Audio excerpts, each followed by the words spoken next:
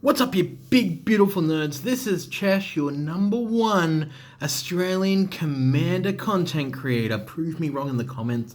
That's fine. And today we're going to be talking about Ayara, First of Lochlane. This is 3 black for an elf noble legendary creature, a 2/3. When Ayara, First of the Lochlane, or another black creature enters the battlefield under your control, each opponent loses 1 life and you gain 1 life. You can also tap and sacrifice another black creature to draw a card.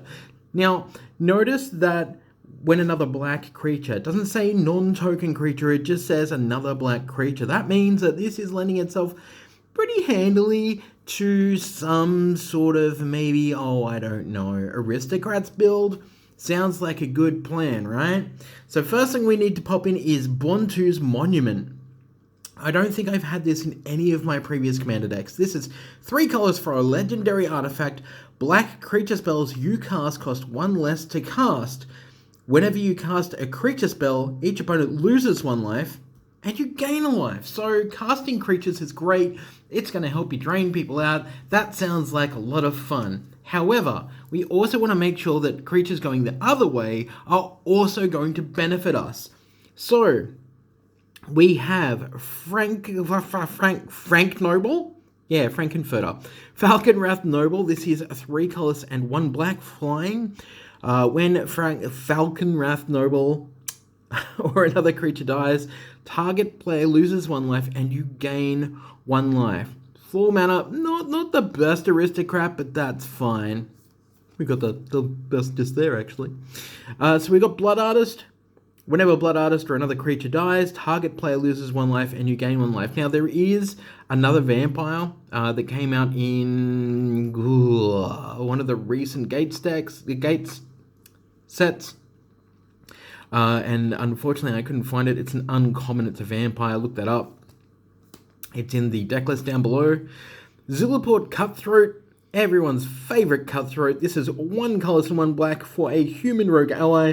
A 1/1. Whenever the Cutthroat or another creature you control dies, each opponent loses 1 life and you gain 1 life.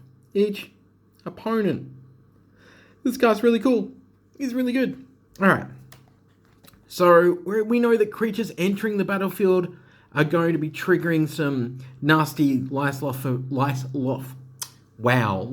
from everyone else.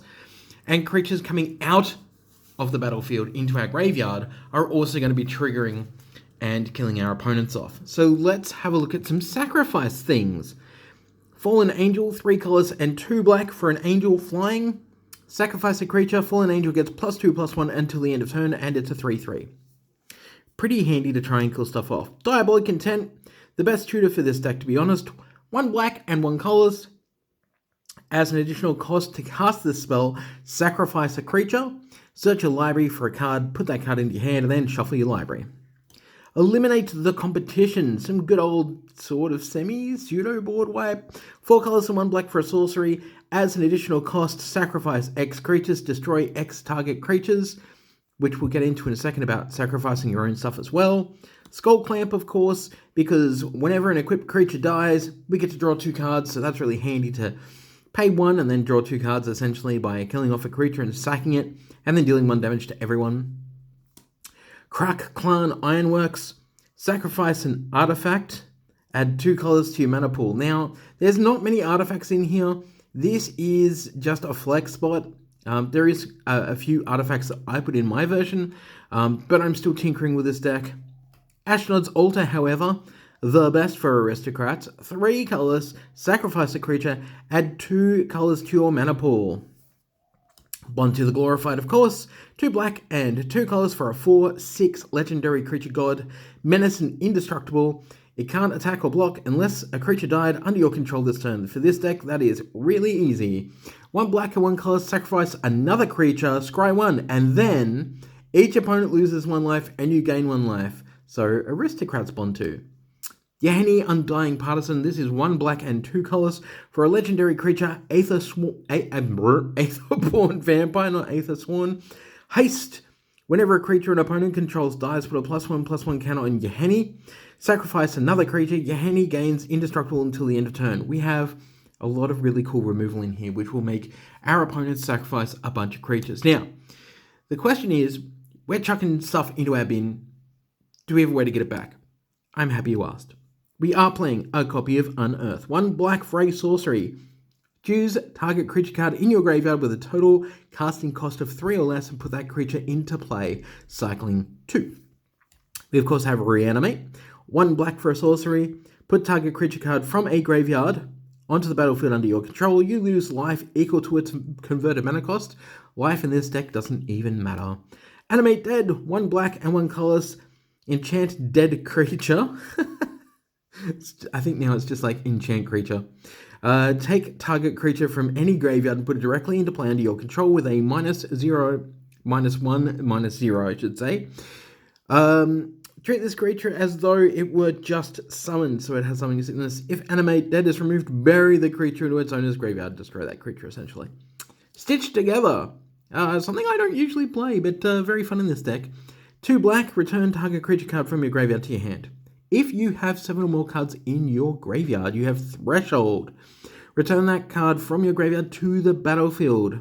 So that is pretty cool. Dread Return, of course. Good for sacrificing creatures as well. So 2 black and 2 colors for a sorcery. Return target creature card from your graveyard to the battlefield and flashback of sacrifice 3 creatures. You can cast this card from your graveyard for its flashback cost and then exile it just by sacking 3 creatures. There's a pretty cool combo you can do with that, which I'll let you discover yourself. Phyrexian Delver. 3 colors and 2 black for a creature zombie. When Phyrexian Delver enters the battlefield, return target creature card from your graveyard to the battlefield. You lose life equal to that card's converted mana cost. And, of course, Victimize. Such amazing art. Just the creepiest. 2 colors and 1 black for a sorcery. Choose 2 target creature cards in your graveyard. Sack a creature, and if you do, return the chosen creatures to the battlefield tapped. Yum, yum, yum, yum, yum, yum. My mouth is not working very well at all. Alright, so, in addition to the single target reanimation, we have some... Wait, this is from the other pile. We'll keep going. 3 colors and 2 black, Beacon of Unrest. Put target artifact or creature card from a graveyard onto the battlefield under your control, and then shuffle the beacon into its owner's library. That's what we're looking for. Okay. Mass Reanimation. Living Death, 3 colors and 2 black. Each player exiles all creature cards from his or her graveyard. Their graveyard, wizards. This was a very recent set. This I know that it's changed after this, but it should have been changed here. So each player exiles all creature cards from their graveyards, then sacrifices all creatures they control, then puts all cards exiled this way onto the battlefield. Twilight's Call, 4 colors, 2 black.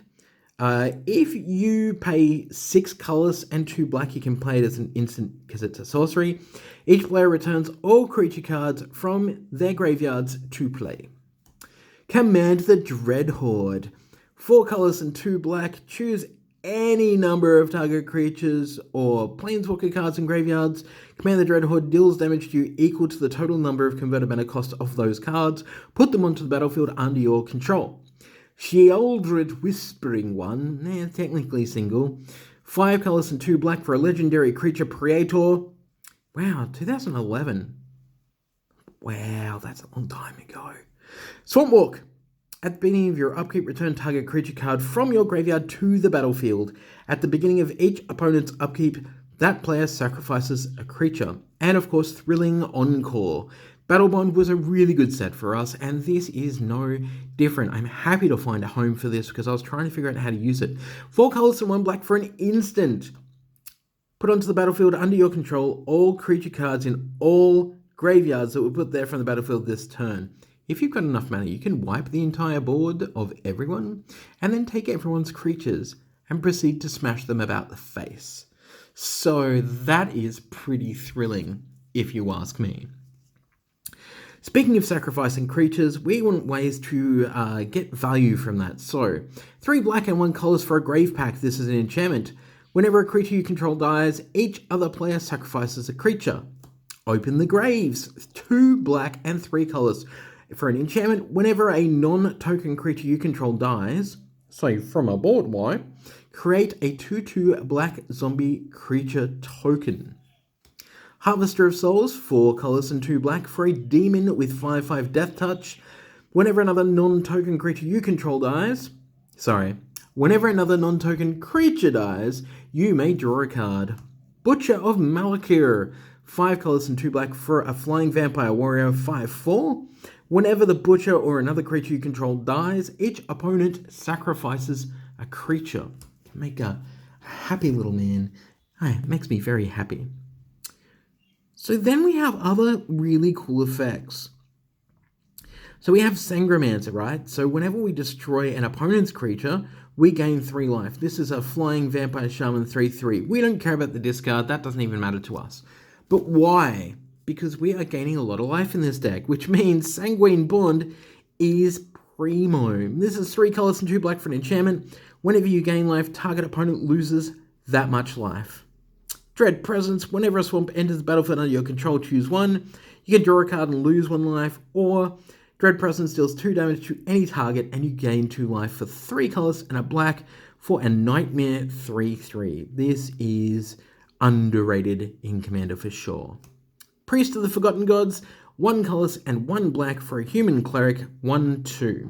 Sacrifice to other creatures, any number of target players, let's choose 3 other players at the table, each lose 2 life and sacrifice a creature. Yeah, then you add 2 black and you draw a card. That's pretty primo. Speaking of gaining life and making people sacrifice creatures, Consuming Vapors, 3 colors and 1 black for a sorcery. Target player sacrifices a creature. You gain life equal to that creature's toughness. Rebound.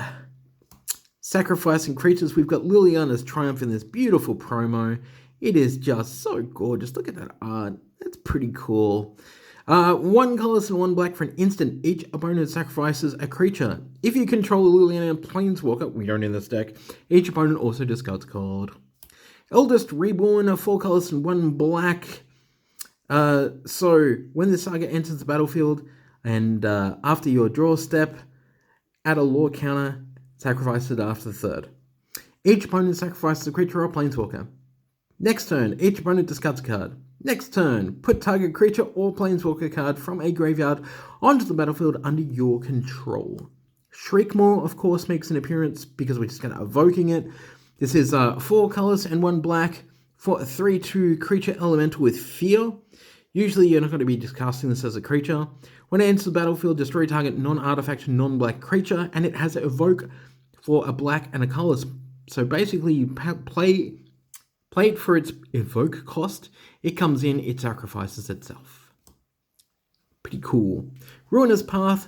This is 2 black and 1 colors. Destroy target creature or planeswalker, or Awaken 4 for 5 colors and 2 black. If you cast this for its Awaken, also put 4 +1/+1 counters on target land you control, and it becomes a 0/0 elemental creature with haste. Noxious Gearhulk, 2 black and 4 colors for a Menace Construct 5/4.